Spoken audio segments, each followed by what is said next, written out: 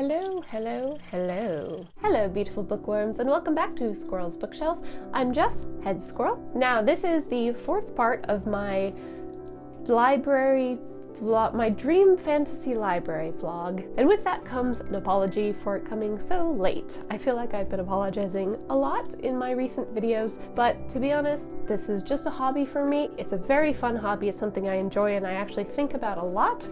But I'm very good at filling up my life with stuff that requires time. Most recently, my parents came here for a 2-week visit from the States. It is the first time I got to see them in person in over 2 years, and that just meant that a lot of the time leading up to that was filled with working on the house, getting prepared for them to come, doing a lot of the sort of DIY projects and home decor projects that we had planned when we moved in, but got pushed aside because we were burnt out. But one of those projects was finishing off the last little bits of the library, including the final bookcase, as well as getting a few other little furniture items, which I will show you in the final tour at the end of this video.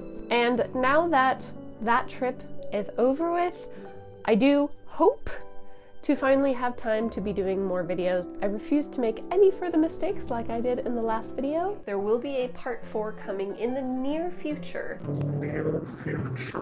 Yeah, why did you say that? But I meant it at the time. I had actually started working on this video pretty much as soon as I finished the last video during the summer, and I know it was the summer because I have a lot of footage of me complaining about how warm it was, which I have mostly edited out for your benefit. And I got it most of the way edited, and then the books, they were a-changin'. I already started rearranging things. I just stopped working on the video until I could do it in its entirety. And so that's this. We are now in November. It is quite a bit cooler than it was back then, but we're here now.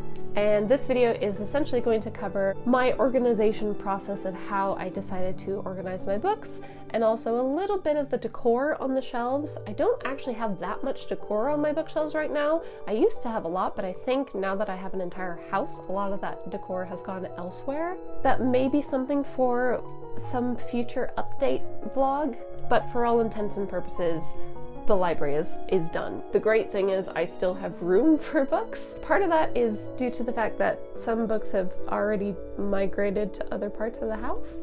But it all makes sense. The ones that are in different places in the house have to do with the theming and decor of other rooms. And you know, my husband doesn't mind. He fills up the house with musical instruments and I fill it up with books. It's the perfect marriage. So let's get into it. Oh yes, I will also be answering some questions y'all had for me. So let's rewind ourselves back to this summer, 2021. Hi Marley, should we go back now? Should we go back to the summer? You like the sunshine and the warmth, don't you? I do.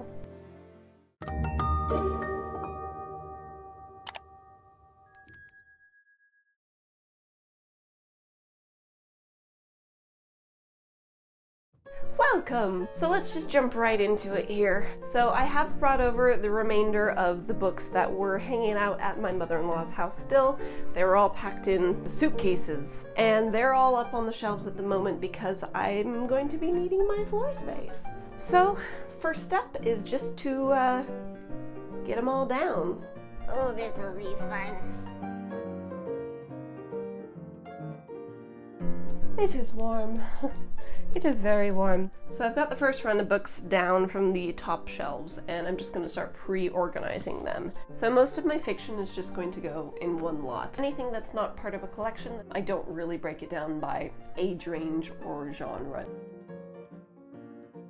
Non-fiction definitely gets broken down into subjects.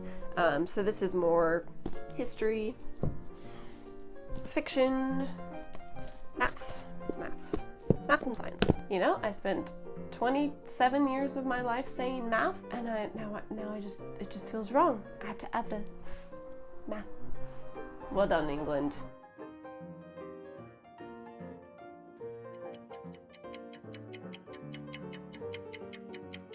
Do you want to help me organize? Where should this go? Fiction. Thank you. Oh, cool. Many hours later. Well, this has turned into a multi-day project. Let me bring you up to speed. First of all, I got a fan. because it's still stinking warm. Now, yes, my hometown is having much higher temperatures than that, but as we famously say in Nevada, it's a dry heat, and this is not. And air conditioning doesn't really, it's not really a thing over here. You get air conditioning in cars, and that's about it. But anyway, so what I managed to do last night is I got all the books off of the shelves, got them roughly into piles of what I think they're going to be organized together in. But before we get to that, I'm going to answer a couple of questions that came around. So the first one came from Instagram from A Dork Who Lifts, who is actually an ex-coworker of mine from Disney. I hope you're doing well, by the way. And he says, how are you liking living in England?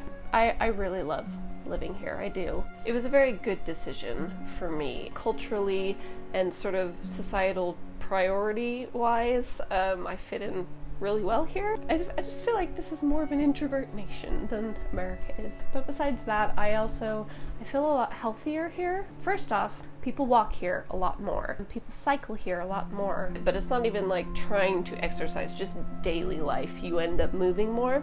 And then on the food side of things, I didn't realize how many cravings I had until I left the States, because there are ingredients and processes for food in the States that don't even exist here. They're illegal.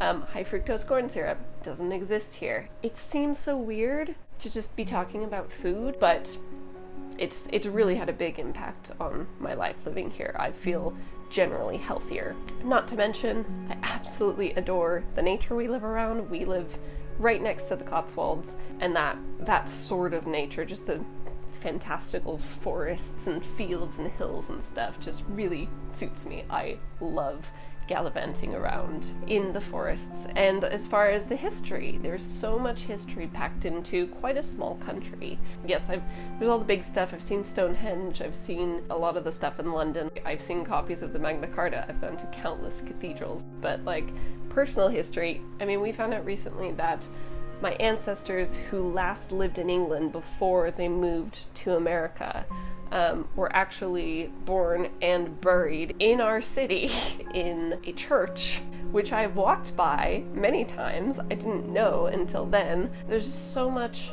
interest. It's not like America doesn't have any history, but I come from the West, and my state only came about 170 years ago. Yes, there's Native American history, but I'm not really connected to that. And when my husband is traveling as a musician, we get to see a lot because we always make a point to go out and explore. And the NHS is amazing. Can't say that highly enough. I mean, there's always little things that, you sort of get under your skin no matter where you live. I've found that there's a couple of really insanely trivial things that I miss. One of them is sourdough bread. The sourdough bread here, I'm happy to eat it, but it's just not the same. It doesn't have the same punch of flavor. And I mean, air conditioning. Luckily, there's not much of the year where we have a heat wave like this. Most of the year, you don't need air conditioning, which is why it doesn't exist that much over here. On a bigger scale, there are things politically that I find very difficult. There are things societally that I find difficult. But to be honest, the sorts of things that bother me are things that maybe they're too far this way, but in the States they were too far that way. And it's like my ideal would be somewhere in the middle. Yeah, I guess that's all I have to say. I love it. I love my life here. And the comforts and conveniences I thought I would miss about the States, I pretty much haven't. Okay, my phone was about to die, so I'm charging it. So the next question comes from YouTube, I have no idea how to pronounce your name. I do apologize. I'm going to put your comment up here. But this person says, what are your favorite genre to read? Oh, that's sort of tough because I love lots of different kinds of books. Hi there, this is Editing Jess. You good? Yeah? Alright, so I felt like I sort of rambled on with my original answer, so I'm going to try to make this a bit more concise. My reading is hugely varied across both fiction and non-fiction. I'm the type of person that tends to develop interests in lots of different things, and fall down rabbit holes accordingly, so a lot of my reading tends to be centered around whatever is interesting me at any given time. That said, I do have certain fields that tend to consistently interest me. In fiction, while I do have a few favorite genre, dystopian and speculative fiction being one, classic children's literature being another, I more so have certain themes or tropes that I enjoy regardless of the genre of the book. These are things like magical realism, time travel, especially really clever takes on time travel, moral dilemmas or moral gray areas, clashes between science and religion, stories featuring books or writing within the plot. I actually have a whole collection of those. Stories featuring magical or mysterious houses, and stories incorporating an element of history.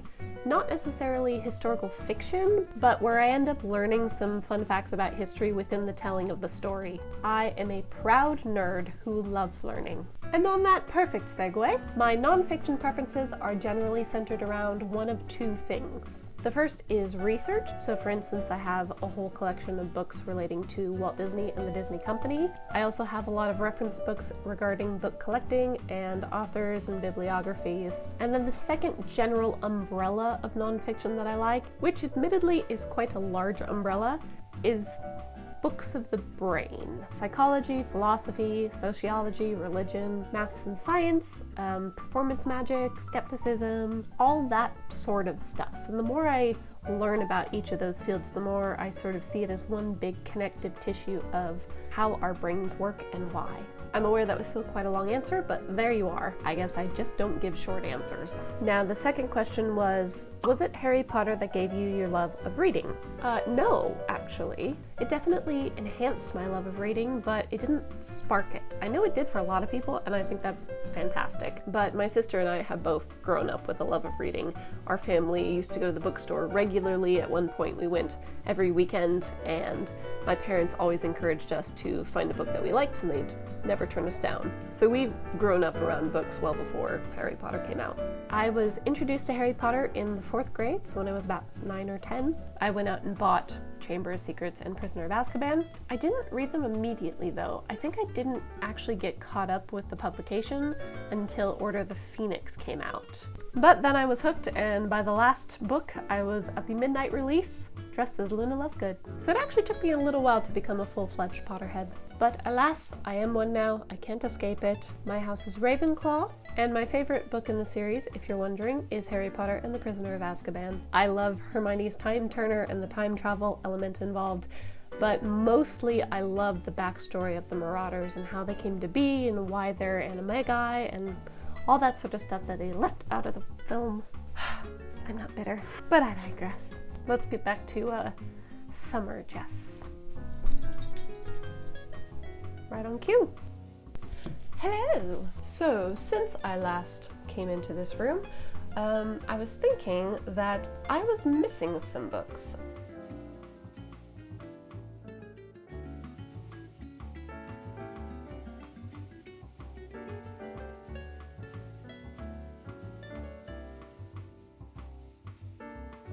I'm shuffling shelves up and down just to sort of maximize the vertical space because I did order extra shelves, so I want to use them. For instance, this right here, I'm shifting this shelf up a couple of notches, and then I'm going to basically make room for a skinny shelf to put very large books that I can just lay flat. Before I jump into where I've gotten so far, let's look at some more questions.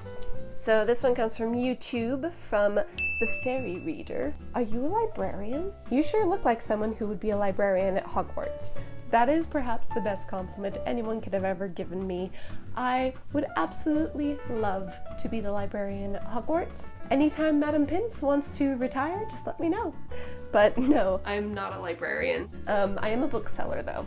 I work in a small online secondhand bookshop. My day job is still surrounded by books. We have about 80,000 books in stock, and then we have a good few thousand plus in the process of being sort of priced up and input. But Hogwarts, hit me up. All right, one from Instagram, from the Raven Pages. What is your favorite section of your bookshelf? I'm gonna come back to this one because I think that might depend on how the shelves get decorated. Yeah, no, I'm gonna have to come back to that one. And another, what are your favorite hobbies other than reading? This channel is a huge hobby of mine. I love researching, I love learning, I love writing in a lot of different respects. I love making and collecting replica movie props, or also sort of television and theater props as well. It's just the idea of being able to hold something in your hand that helps you become part of the story. Another is, traveling. Not that we've been able to do much. And then finally, I have a message from my other best friend in the world, Rachel. And Rachel has been my best friend since high school, and we're both incredibly crazy. How did you not get overwhelmed by all the projects? I didn't. I definitely got overwhelmed on multiple occasions, because over the course of putting together this room, I realized there is an emotional creative arc that one goes through, or at least I go through. First, you get really inspired and really excited, and you do the research and you set out your plans, and then you start making mistakes and having to adjust and having to problem solve, and you're sort of still in the excitement enough that it's not too overwhelming yet. And then you make a big mistake, or you don't make a mistake necessarily, but you just realize the scope of the project you're doing, and it just overwhelms you. You just stop and contemplate your life choices, cry a lot. So yeah, that happened a few times. If you actually watched the last video, you would have seen at the floor section, I actually just stopped working for about 2 weeks. But then the biggest emotional breakdown I had, the bookshelves. The bookshelves overwhelmed me more than anything. And I hesitate to say this because I am actually happy with the result, but I have to say, I wouldn't recommend anybody else do what I did. Staining or painting any sort of veneered furniture is just very difficult and is fragile. Just by physically putting the bookcase together, it was scraping things. I had bits of excess varnish on the edges that were then sticking to my floor and pulling up the varnish on my floor. So it was hugely emotional. But at this point, they're up, and frankly, once the books are actually on the shelves, you really barely notice the imperfections. The other thing is I've had to carefully consider how I place certain books on the shelf, because there are some things that do still stick to the lacquer. For my Game of Thrones books, which are in a slipcase, the slipcase again was sort of sticking to the lacquer. So in this case, I have this larger volume, which is The World of Ice and Fire, and so I put that underneath the box. So I have had to do a few workarounds because of the way I put the bookshelves together. But you know what? It's okay, because I've learned something from it. It's okay because I've learned something from it. Tell yourself this whenever you feel like me. So Rachel asked me multiple questions. That was only the first one. Her second question was, what was the most useful source for your home renovations? So I'm not sure if by source you mean a source of inspiration or source of material. So I'll just answer all of those. Source of inspiration, I like Pinterest a lot. I'll be honest, I do not use the social aspects of Pinterest whatsoever, but I use Pinterest to basically window shop. I have sort of maintained a few different boards related to dream home. Kept those for years, really, and every time I see something, I just throw it in there so that when I do have an opportunity to devise a space, I can just reference that for ideas. Another source of inspiration has been traveling. My husband and I are members of the National Trust here in England, and so we like to go around and visit places that have been historically maintained. And a lot of the places we see on those travels are sort of manor houses and castles, homes of rich people, let's say, who would just bring in these absolutely amazing artists to create their home. Neuschwanstein Castle in Germany was also a big one, which by the way was the inspiration for Sleeping Beauty's castle in Disneyland, if you didn't know. On all of these travels, whenever I could, I would take photos of little details or elements of certain rooms that I liked. Now, as far as sources of actual materials and furniture and things like that, obviously I got some stuff at IKEA, but for the most part, I regularly check Facebook Marketplace. You can get some most amazing deals. Also charity shops or thrift shops if you're in the States. Anything that was sort of a basic material need came from a normal store. and anything that looks really unique or interesting that I didn't create myself is secondhand. That's how I roll. When you see a space to renovate or decorate, how do you start deciding how to organize? I also have a Pinterest board specifically dedicated to organization, and I have it subdivided into different rooms and different needs. Because you don't have to only look when you're ready to do a room. You can just sort of browse over time and just see things and sort of collect them. So therefore, when you are at a point where you need to use these things, they're already to hand and you can just sort of sift through what you've already collected. All right, last one. And random question, what has been your favorite book to restore, and or what is a book you are most excited to restore? If by restoring you mean repairing, going back to the hobbies, a future hobby I really want to get into is proper bookbinding, gilt tooling and leather binding, marbling paper, all that sort of really fine binding techniques. I really want to learn all that stuff. But for now, I just repair books. There have been a few that have been really fun because the book was like completely falling apart and I managed to put it together. But one in particular that I'm quite excited about, but I'm also really nervous about, is something I've never actually done before. And it's not something I would generally recommend to people, but I'm going to try to transplant the spine of one book onto another book. These are 2 first edition Beatrix Potter books of Appley Dapley's Nursery Rhymes. There's a whole art to discerning the age of Beatrix Potter books. They are not at all straightforward. Now, one of these, it's lacking the title page, and so anybody who would actually be looking to collect Beatrix Potter books, they wouldn't pay the money that a first edition would be worth because it's incomplete. It's also just in really poor condition. It got really badly stained along the way. But then what I did find is another copy online. I think I bought this on Etsy, and I don't think the person who sold it realized how much it was worth. But this one does have a title page, and it is in much better condition, except it doesn't have the spine. And that's very, very common with these Beatrix Potter books. They're probably 100 plus years old. The boards of these are not made from cloth, they're just made from paper, and over time that paper just sort of rips and falls off. So because this one is more complete and internally in much better condition, I am going to attempt to carefully remove the spine from this one and put it onto this one. If I ever did resell this, I would definitely make a note that it is a repaired spine, but it would be a spine from another first edition. I think that's all of the questions I had. If you have any other questions, feel free to leave them in the comments and I'll try to answer them down there. Let's just get these books up.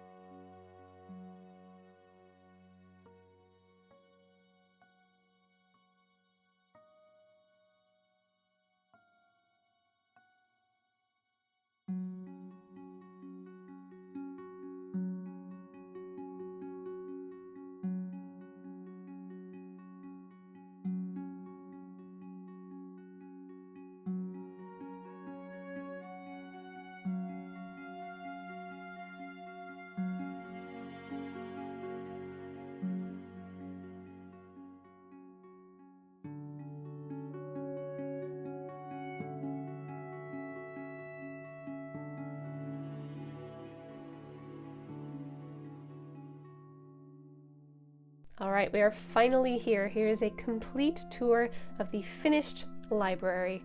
As I mentioned, I got a couple furniture pieces. One is this lovely, comfortable reading chair, which I snagged on Facebook Marketplace for a whopping £10. The cushion cover I bought in Bruges, Belgium on one of our little trips across the channel. And then next to it is another Facebook Marketplace find. I think I paid about £15 for this. It's a little side table with some bookshelf capacity in it as well. The bookshelves go all the way around. And this is actually on caster wheels, so you can move it around and access the other sides. And the books I keep in here are my bookish books, so fictional stories that have books or writing or authors or something integrated into the plot, or non-fiction books about the history of books or bookshops or anything bookish. You will have seen my little ladder in my previous videos, but just a reminder, it does convert into a chair as well. just like that. So if I need to work at my bureau, this is my workstation, then I usually just convert that and use that at my station. But for now,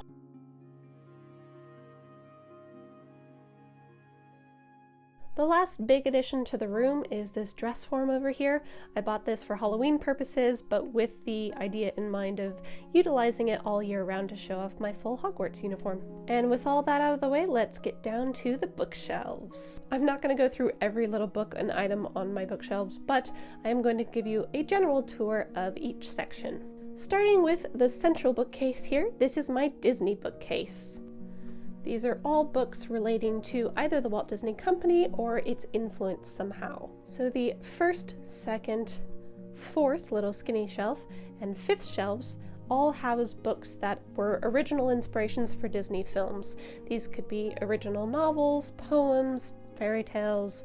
Now, relating back to the question of my favorite bookshelf, I think it's a toss-up between the top shelf, which houses 3 collections centered around 3 of my favorite classic children's books: Alice's Adventures in Wonderland and Through the Looking Glass, Peter Pan, or Peter and Wendy as it was originally called, and the Winnie the Pooh books.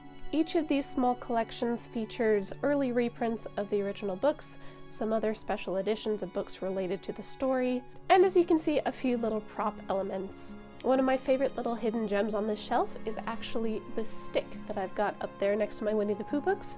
I actually picked that stick up from Ashdown Forest, which was the original inspiration for the 100 Acre Woods. Now, the other shelf that's a contender for my favorite shelf is this one, which is of course the display shelf for my Disney collection, and this is full of props of sorts. So at the back, I've got a few of the storybook replica journals that the Disney Store came out with. There are 4 more of these that I do already own, but they're stuck in the States, so I'm going to pick those up around Christmas time. The Reluctant Dragon is sort of a rare Disney book, but it was published to look like the version of the story that features in the film. And you can also see our adventure book From Up, which is actually our wedding album. Other features, we've got Lumiere and Cogsworth. This is the chipped cup from the Once Upon a Time show. Got a few little nods to Pixar with the Pixar ball from Luxo Jr., originally one of the Green Army Men from Toy Story, and little Mo. Mo is a little cleaner robot from WALL-E and the namesake for one of our family dogs. And of course, Tigger and Piglet. So yes, that's definitely one of my favorite shelves as well. And then lower down I have more Disney reference books or Disney history books. These include biographies of Walt Disney. These are stories of the Disney parks, some of the Imagineers and the artists. I've also got some older classic storybooks printed by the Disney Company, a few other books related to the Disney artists, and some decorations which I'll get to in a second. But first, you can see I've got a few of these really skinny shelves. I find them very useful if you have a very large book, or if you have things like magazines you want to feature with your collection, but you don't want them to get damaged on the shelf, so you can lay them flat and keep them nice and safe. Now, as you can see, I've also got a little Disney-related decor section. Lots of classic Disneyland items, New York World's Fair guide and map, got a little prop used in the Saving Mr. Banks film, and just some other fun Disneyland stuff. And then one of my other favorite decor pieces is this little sculpture by Jim Shore, which I had signed by the artist at Disneyland one time when he was there doing a signing. The bottom shelf is not actually Disney, but I'll get to that a little bit later. But in essence, that is my Disney bookshelf. The other 2 bookshelves on either side are just my general fiction reading, which I'll give a quick little pan through.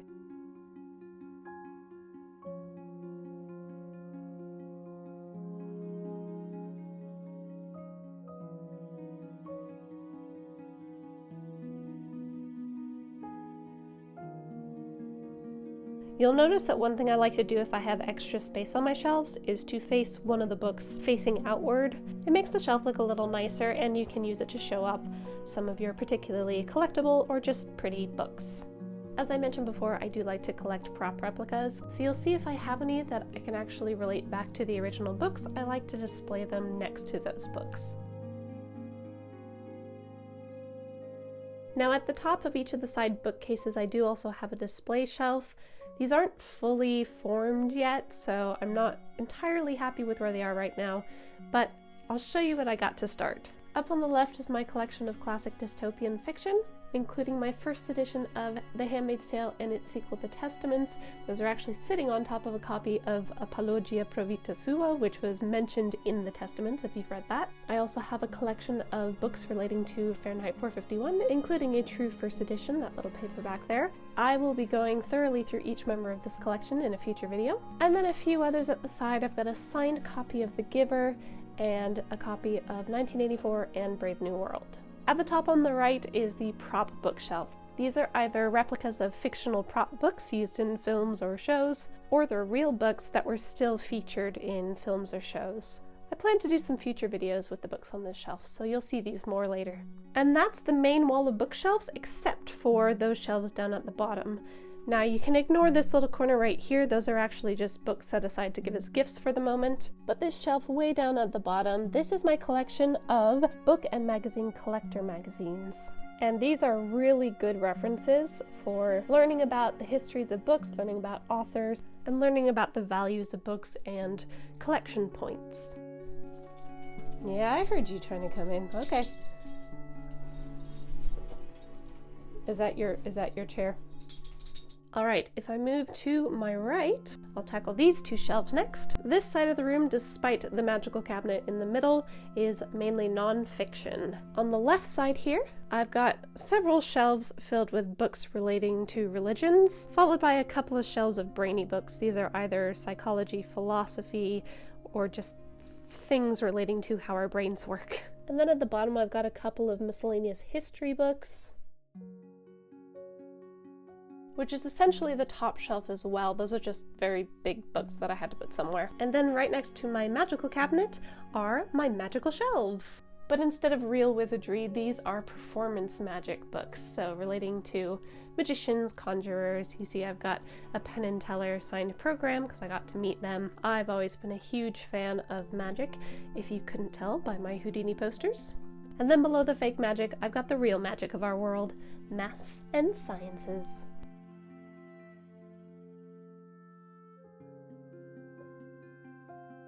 My favorite couple of things on these shelves are my early printing of Darwin's On the Origin of Species, as well as a hidden gem that is my university thesis.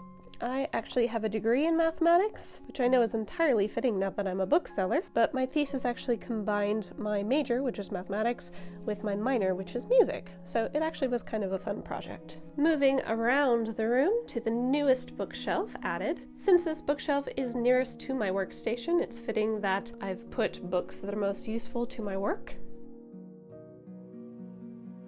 These include some reference books regarding books and book collecting, bibliographies, my collection of Beatrix Potter books, and the reference books regarding how to identify different editions of Beatrix Potter books, a few random books that are sort of bookish travel advice, and then a couple of shelves with books relating to sort of arts and crafts and design work. And last but not least, this little guy in the corner. This is sort of a miscellaneous shelf at the moment. But at the moment, this comprises of books by authors I know, a few shelves of biographies and memoirs, a shelf of poetry books, a little collection of Christmas books, which I'm not sure what to do with yet when it's not yet Christmas season, and then a miscellaneous large bookshelf. This is where all of my large children's picture books are, and then a few other just big books that tend to be related to entertainment, but yeah, it's a miscellaneous shelf. It's like how every house has a junk drawer, every library sort of has a miscellaneous shelf. And that's it for the library tour. These are not all the books I own. As I said, I've got other books elsewhere in the house, which I can give you a really quick tour of a few of them.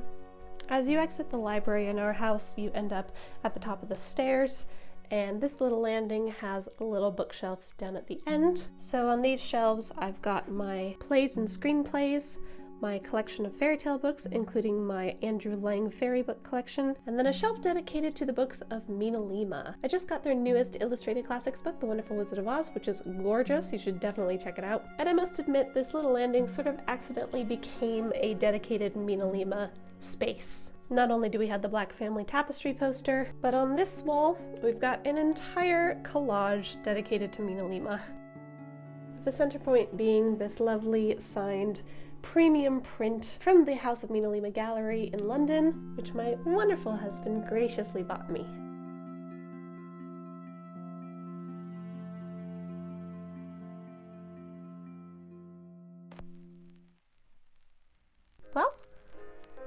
that's it. That's what I got for this video, and that is the end of the library vlogging for now. From now on, my channel should mostly go back to the sort of things I originally had planned for it. Bless you! So, book repair tutorial. You gonna make all of the noise? Do you want, okay, here, okay.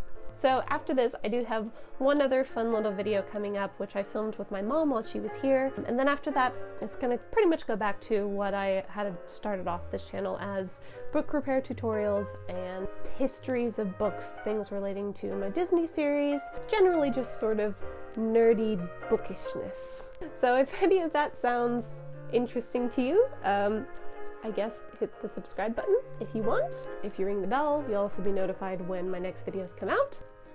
Oh, baby. Alright guys, I'll see you next time. And until then, be kind, be curious, and be effective.